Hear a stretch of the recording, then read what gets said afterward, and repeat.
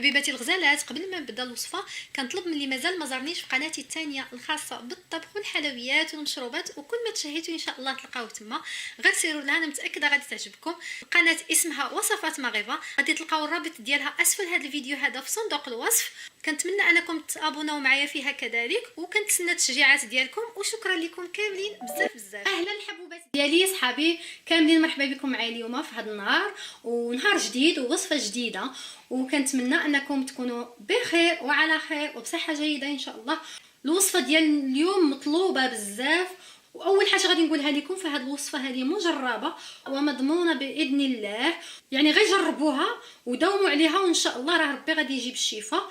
هذه الوصفه هذه عباره عن علاج للكحه الجافه او السعال الديكي. هذيك الكحه اللي كتكون عندنا ناشفه من الداخل، كيكون حلقنا ناشف وكنبقاو نكحوا، وباش نخرجوا شي حاجه داك البلعم ولا شي حاجه ما كيخرجش، كتكون عندنا جافه في الحلق ديالنا. فكونوا متاكدين ان هذه وصفه زوينه ان شاء الله غادي تساعدكم على التخلص من هذا المشكل هذا ديال الكحه.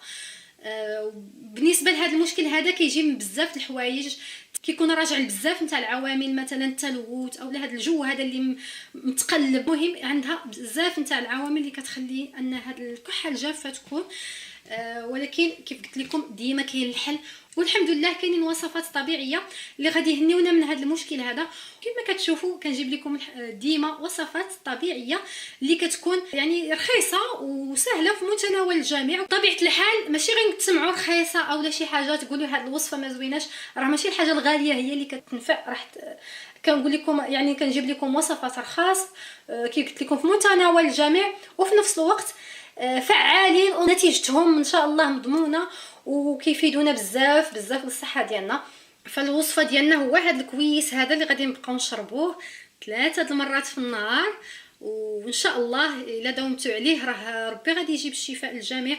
وقبل ما ندوزو نشوفوا الوصفه اولا المكونات ديالها، غادي نطلب منكم الا كنتم مازالين جداد معايا اولا كتزوروني لاول مره في القناه، ما تنساوش تشاركوا معايا في القناه، وما تنساوش تفعلوا داك زر الجرس باش توصلوا بكاع الوصفات الطبيعيه اللي كنحط. وما تنساوش الله يخليكم هاد الوصفه هذه تبارطاجيوها في مواقع التواصل ديالكم ومع احبابكم وصحابكم باش هكا الفائده تعم على الجميع. وبهذه الطريقه هذه كتكونوا كتشجعوني باش نزيد نحط المزيد من الوصفات الطبيعيه. غادي ندوزو دابا باش نشوفوا مكونات الوصفه ونوجدوها مع بعض. المكونات اللي غادي نحتاجو في هذه الوصفه هذه هانتوما كتشوفوهم عندنا هنايا.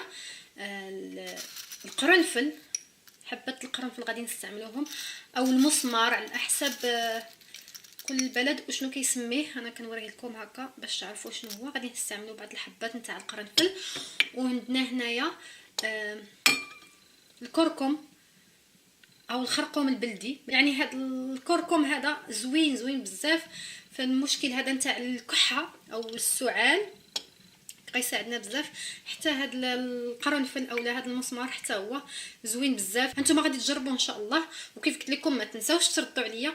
وغادي نحتاجوا هنايا كاس ديال الحليب يكون سخون. ناخذوا كاس ديال الحليب العادي اللي كنستعملوه، وغادي نطيبوه نفيضوه كما كنطيبوا الحليب عادي، يعني حتى يسخن بزاف، يكون سخون بزاف حتى باش يجي فيض. عاد غادي نحبسوا عليه.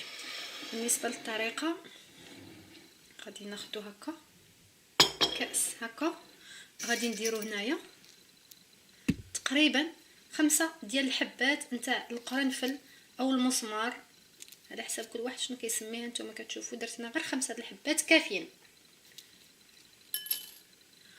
وغادي ناخذوا معلقه صغيره نتاع الكركم او الخرقوم، وغادي نضيفوا ليه هنايا هاد الكاس ديال الحليب. نتوما كتشوفوا راه دار حتى هاد الجلده هذه من الفوق لانه راه سخون طيبته. عاد غادي نستعملو دابا. بسم الله.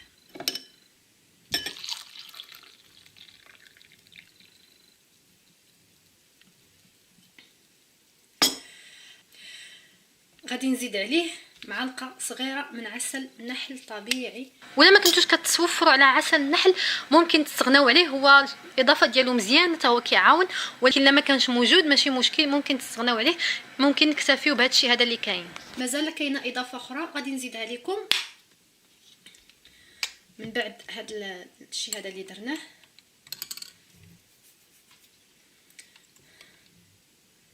غادي نخلطوه باش هادشي كله هذا يتجانس مع بعضو. وفي نفس الوقت هذا القرنفل هذا الحبات نتاع القرنفل يطلق داك الجهد ديالو في هذا الحليب السخون. انا راه قلت لكم هذا الحليب راه سخون. غادي نخليوه غير واحد شي شويه يبرد على ما هادشي هذا يطلق فيه. بطبيعه الحال نحركوه مزيان باش حتى داك الكركم او الخرقوم ما يبقاش لينا لتحت، باش يمشي كله في هذا الحليب. نخليوه غير شي شويه يدفى، ماشي تيبرد بزاف لانه خصو يتشرب دافي، غير شي شويه يدفى ويمكننا نشربوه. ودابا غادي نوريكم الاضافه اللي غادي نديرو. غادي نستعملو ثاني حاجه اللي غادي نستعملو وهو زيت الزيتون الطبيعيه اولا زيت العود او الزيت البلديه مع العسل. غادي ناخذوا القياس مثلا تاع 2 نتاع المعالق كبار نتاع زيت الزيتون ونضيفوا ليه غير القليل من العسل، غير شويه ماشي بزاف، القياس نتاع نصف ملعقه هكاك، وندفيوهم شي شويه ويمكن لهم يتشربوا هكاك. هذه هو الحاجه الثانيه اللي كنتكم غادي ديروها مع هذه. بالنسبه لطريقه الاستعمال ديال هذا الحليب هذا الوصفه هذه يمكن لكم تشربوها من 2 المرات حتى 3 في اليوم، يعني من 2 حتى 3 في النهار. هذا الكاس هذا يعني ماشي نقسموه على 3 المرات، لا كاين شي تساؤلات كيجيو كيقول لك واش هذا الكاس نقسموه على 3 المرات او لا. يعني كل مره غادي نوجدوا كاس بحال هكايا ونشربوه، ما كاينش مشكل قبل الماكله اولا بعد الماكله الوقت اللي بغيتو، هذاك ما كاينش مشكل في هذا. غديروا قلت لكم من 2 حتى 3 المرات في اليوم، كل مره توجدوا كاس بحال هكا وتشربوه. والمره الثالثه انه تستعمل قبل ما ننعسوا، يعني قبل النوم ناخذوا كاس بحال هذا ونستعملوه. يعني هذه نصيحه خذوها قبل ما تنعسوا، ديروا هذا يعني ضروري باش كيف قلت لكم كني كنستافدوا منه اكثر. وبالنسبه لهذا العسل وزيت الزيتون حتى هو تستعملوه 3 المرات في اليوم خصوصا قبل النوم. حتى هو غادي تاخذوا 2 المعالق كبار مع شي شويه د العسل وندفيوهم شي شويه ونشربوهم. راه زوين هذا زيت الزيتون هذا راه كيسرح الحلق بواحد الطريقه زوينه. وبالنسبه للمداومه عليه غادي تداوموا عليه حتى ربي يجيب الشفاء، يعني حتى تشوفوا على الاقل هاد المداومه ديالهم على الاقل 3 ايام. ومنين تشوفوا واخا تشوفوا راسكم بدات داك الكحه كتنقص شويه ماشي مشكل، كملوا عليه، يعني ماشي تبدا تنقص وتحبسوا، ما تحبسوش، زيدوا داوموا عليه، راه مزيان بزاف للصحه، يعني حاجه اللي زوينه للصحه ماشي شي حاجه اللي خايبه. حتى تمشي منكم الكحه نهائيا، عاد يمكن لكم تحبسوا. يمكن هذا الشيء هذا نعطيوه حتى للصغار اللي كان عندهم المشكل ديال الكحه الجافه او السعال الديكي او لا، ممكن نعطيوهم، ولكن نعطيوهم نصف الكميه.